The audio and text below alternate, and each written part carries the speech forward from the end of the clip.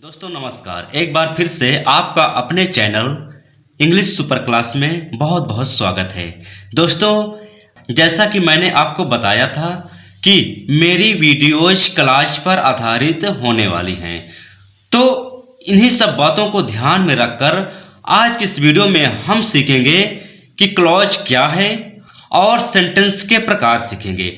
क्योंकि हम क्लॉज जब पढ़ेंगे, क्लॉज में सेंटेंस लिखेंगे तो हमें सेंटेंस की ज़रूरत पड़ेगी, तो इसलिए हमें सेंटेंस को समझना बेहद अनिवार्य है। और इसी बीच में सेंटेंस और क्लॉज इन दोनों में क्या फ़र्क है, क्या सेंटेंस और क्लॉज दोनों एक ही होते हैं या नहीं, तो इस वीडियो में सभी डाउट्स आपके क्लियर होने वाले हैं।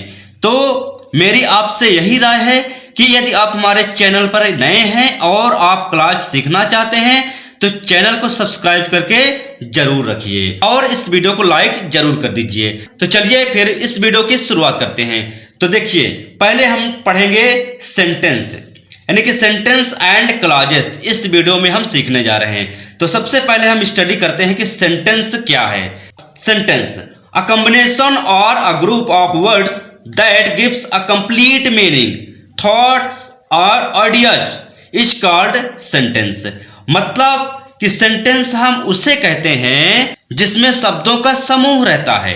मतलब कि सामने वाले को या तो अपने को समझ में आना चाहिए कि मैंने क्या लिखा है, और जब सामने वाले को और हमें समझ में आ जाए कि हमने ये मैसेज इसमें टाइप किया है, इसका मतलब ये होता है, तभी उसको मानिए कि सेंटेंस है। अगर ये बात आपको क्लियर नहीं है तो मैं आपको ये बात एग्जाम्पल के माध्यम से समझा रहा हूँ। देखिए कैसे। अब यहाँ पर देखिए, यहाँ पर मैंने क्या लिखा हुआ है कि Ram in comes time daily here. अब इस सेंटेंस को समझना है हमें कि क्या, और यहाँ पर लास्ट में हमने फुल स्टॉप लगाया हुआ। अब इस सेंटेंस को हमें समझना है क्या अपने आप में ये कंप्लीट सेंटेंस है, इसका कोई अर्थ आ रहा है कि नहीं। तो आप देखेंगे तो पाएंगे कि इस सेंटेंस में राम है, इन है, कम, टाइम, डेली, हेयर शब्द लिखे हुए हैं, शब्दों का समूह यहाँ पर मिला हुआ है, लेकिन इस सेंटेंस का कोई मतलब नहीं निकल रहा है, कोई अर्थ नहीं निकल रहा है। यानी कि अ कॉम्बिनेशन ऑफ वर्ड्स तो है, अ ग्रुप ऑफ वर्ड्स इसमें दिया गया है, लेकिन इसका कोई मीनिंग, कोई अर्थ नहीं निकल रहा है, इसलिए हमारा सेंटेंस नहीं है।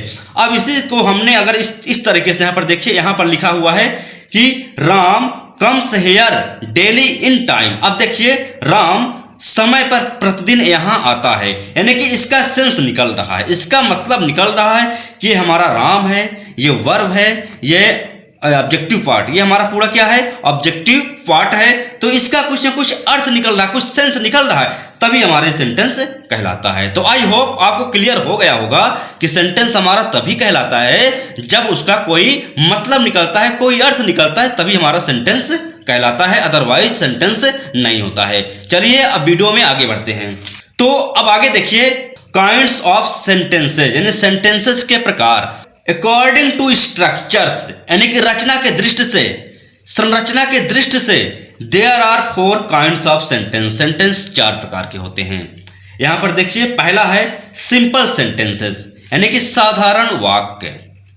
दूसरा है कॉम्प्लेक्स सेंटेंसेस, यानी मिश्र वाक्य इसे हिंदी में कहते हैं। तीसरा है कंपाउंड सेंटेंसेस, यानी संयुक्त वाक्य।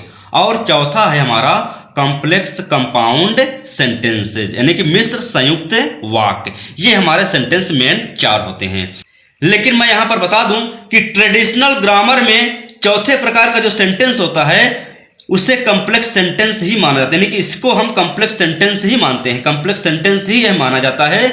लेकिन फिर भी इसे कॉम्प्लेक्स और कंपाउंड सेंटेंस के नाम से हम जानते हैं। सबसे पहले हम स्टडी करेंगे सिंपल सेंटेंस को। तो देखिए, सिंपल सेंटेंस, सिंपल सेंटेंस मतलब the sentence which has only one subject and one predicate is called a simple sentence.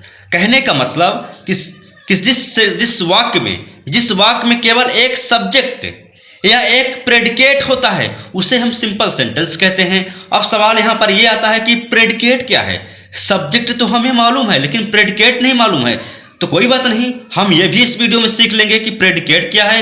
हालांकि मैंने प्रेडिकेट के बारे में ऑलरेडी आपको बताया है। लेकिन फिर भी मैं आपको बताने जा रहा हूं कि प्रेडिकेट क्या होता है। तो देखिए एग्जांपल के माध्यम से, तो मैंने क्या बताया आपको, सिंपल सेंटेंस में क्या होता है, एक सब्जेक्ट होता है, बाकी पार्ट आपका प्रेडिकेट कहलाता है। तो देखिए example, we have a small family, Mohan bought a new mobile, birds are flying in the sky.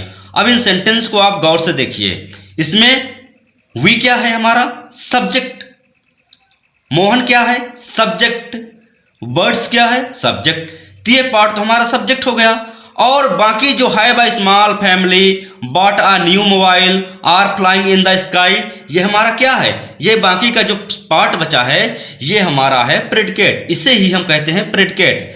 तो इन सभी को हम प्रेडिकेट के नाम से जानते हैं, यानी कि सब्जेक्ट को आप छोड़ दीजिए, बाकी का जो सेंटेंस में जो पार्ट बचता है वो प्रेडिकेट होता है हमारा। तो सिंपल सेंटेंस में यही होता है, एक सब्जेक्ट होता है और एक प्रेडिकेट होता है। अब हम समझते हैं कि सिंपल सेंटेंस का क्लॉज में किस तरह यूज करते हैं। देखिए आगे देखिए कि सिंपल सेंटेंस को किसी कंजक्शन से जोड़कर कॉम्प्लेक्स कंपाउंड या कॉम्प्लेक्स कंपाउंड सेंटेंस बनाते हैं। इस बात को आप गौर करिए, मैंने क्या यहाँ पर लिखा हुआ है कि सिंपल सेंटेंस, यानी आप इनको जो ये लिखे हुए सिंपल सेंटेंस, इन्हीं को किसी कंजक्शन के माध्यम से अगर आप सिंपल सेंटेंस को जोड़कर कॉम्प्लेक्स सेंटेंस, कंपाउंड, कॉम्प्लेक्स या कंपाउंड सेंटेंस बनाते हैं, तभी हमारा वो सिंपल सेंटेंस क्लॉज कहलाता है। आई होप आपको क्लियर हो रहा होगा। एक बार और समझिए इस बात को आप ध्यान से समझिए। मैंने क्या कहा कि किसी कॉम्प्लेक्स या कंपाउंड सेंटेंस में सिंपल सेंटेंस जुड़ जाने के बाद क्या कहलाता है, क्लॉज कहलाता है। इस बात को आप गौर से सुनिए कि अगर किसी कॉम्प्लेक्स या कंपाउंड सेंटेंस में जुड़ जाने के बाद हमारा जो सिंपल सेंटेंस है उसे ही हम क्लॉज कहते हैं। तो फिलहाल हमने इस वीडियो में अभी तक ये सीखा कि सेंटेंस कितने प्रकार का होता है, सेंटेंस क्या होता है, और सेंटेंस और सिंपल सेंटेंस क्या होता है, और साथ में हमने सीखा कि क्लॉज क्या होता है। अब आगे की वीडियोज में हम सीखेंगे कॉम्प्लेक्स कंपाउंड सेंटेंस या कॉम्प्लेक्स कंपाउंड सेंटेंस में हमारा जो सिंपल सेंटेंस है वो कैसे जुड़ता है।